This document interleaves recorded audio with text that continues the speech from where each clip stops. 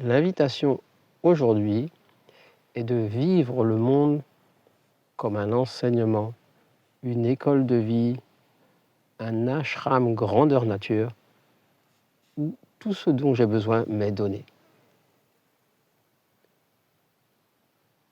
Vous avez peut-être regardé ma dernière vidéo, si ce n'est pas le cas, je vous invite à le faire, où je parle de revenir à soi, au lieu de continuer à blâmer le monde et les autres, de l'utiliser pour revenir à soi. On ramène l'attention vers un point. On peut utiliser l'exercice de respiration que j'ai proposé dans cette vidéo, ou toute autre façon de ramener cette présence à soi en un point. Et ce point, en fait, est ce qui va intégrer, assimiler, digérer le monde. Parce qu'en fait, ce point est derrière, c'est la conscience témoin qui observe l'ego qui sépare en bien et mal, agréable et désagréable. Mais en se retirant, en observant le jeu du mental, l'ego et ses préférences, et en étant juste là comme cette lumière, ce point témoin qui observe, qui n'a pas de jugement, pas de commentaire, qui est juste présent, ce point, en fait, au-delà de l'ego, va assimiler, va manger littéralement, comme Kali dans la tradition hindoue, qui dévore tout. Donc, c'est-à-dire qu'elle va se laisser traverser, intégrer toutes les expériences, qu'elles soient bonnes ou mauvaises, énergétiquement difficiles à vivre ou très agréables. C'est réaliser que tout ça, c'est ma propre danse. Donc tant que je reste dans une conscience séparée, avec un je identifié avec un corps physique et une personne, alors je sépare ce qui est bien, ce qui est mal, agréable et désagréable. Au-delà, je m'ouvre à réaliser que ce que je suis n'a aucune préférence et n'est touché par rien.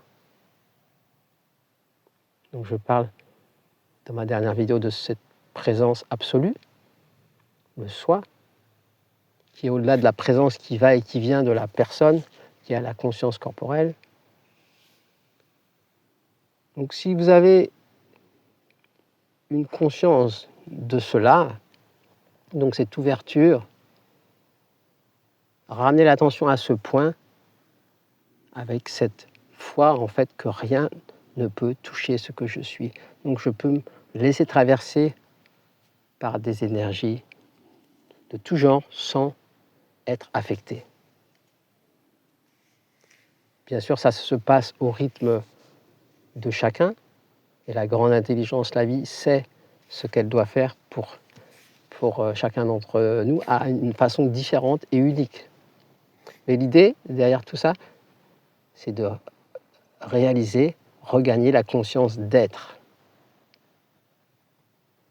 Et donc, en restant ici, je ne bouge plus, pas en tant que personne, la personne continue à se déplacer dans l'espace-temps, à faire ce qu'elle a à faire, mais moi, ce que je suis, est toujours ici, cette lumière, cette présence absolue. Peut-être qui est d'abord réalisé comme un point, et ce point qui va disparaître justement en assimilant toute la grande danse pour se dissoudre. Comme je me parle dans ma dernière vidéo, en utilisant par exemple cette formulation « je suis ici, je me fonds, je disparais en cela ». Je suis ici, ce point, je me fonds, c'est-à-dire j'intègre, j'assimile, je mange tout. C'est-à-dire tout est OK, je peux tout expérimenter. Donc c'est cette, on dit en anglais surrender, cette abdication du je qui sépare, contrôle avec ses préférences, cette abdication qui fait que pour dépasser l'illusion de Maya, c'est rester là et ne pas avoir peur de quoi que ce soit. Être dans cet espace sans peur de l'être, de la présence absolue, et les choses se passent.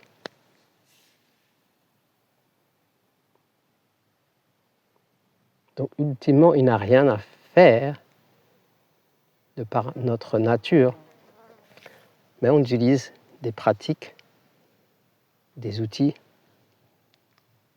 parce que tant qu'on a un libre arbitre, en tant que personne séparée qui fait ceci, cela, on l'utilise, ce libre arbitre, à bon escient, pour réaliser que cela aussi fait partie de la grande illusion.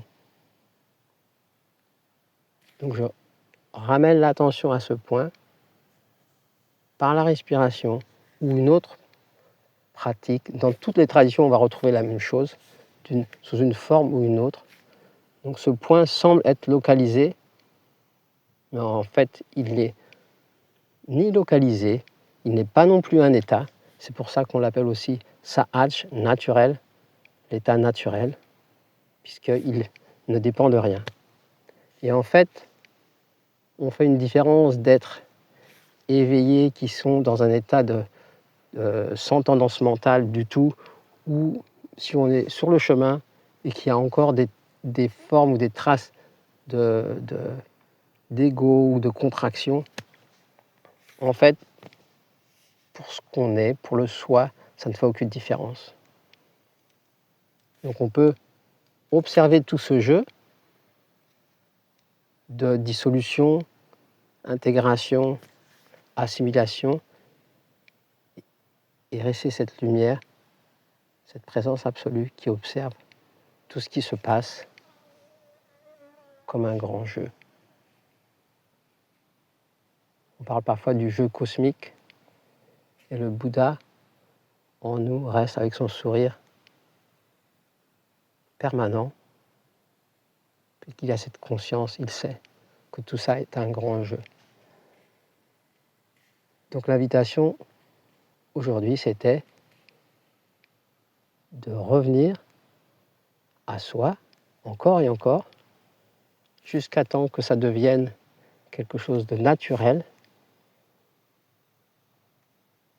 Donc tout est bienvenu, et on remercie les challenges, le monde, pour nous aider à regagner la conscience de ce que l'on est. Donc merci, et ça devient une gratitude réelle, par nature, non pas la gratitude de quelqu'un à quelque chose, une gratitude en essence de ma nature fondamentale. Merci d'avoir regardé. Vous pouvez vous inscrire à ma newsletter ci-dessous, vous abonner à la chaîne, aimer la vidéo, et plus, vous pouvez lire ce qui est en dessous de la vidéo. Merci, à bientôt.